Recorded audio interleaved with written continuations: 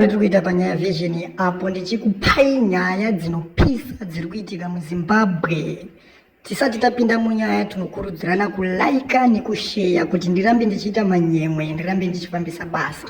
Nyaya yandinayo panapa inyaya yabva kuzvikoro kunyanya zviri muGweru but pakatoiswa chidhindo cheMinistry of Youth. Nyaya iri panapa itsamba, ndichakuverengera itsamba munyatsonzwisisa zvavari kutrai kutaura. District civics for the purchase of regalia, food and fuel for the 205 students, 20 teachers and 138 heads for the Nemutemo Independence Celebration Midlands Province.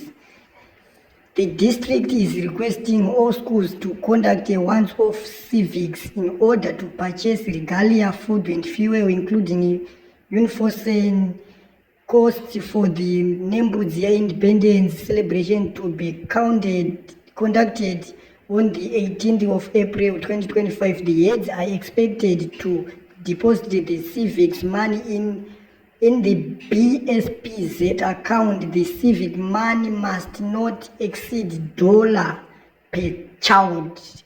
Kufunga mukungozinzwira kuti vari kutraya kuti zvikoro ngazvironge macivics day before 18th April, varaise mari yekuzoendesa kuindependence. Ndo mari inenge ichishandiswa chikafu, ndo mari inenge ichishandiswa transport, ndo mari yavari kuti hanzi refuel.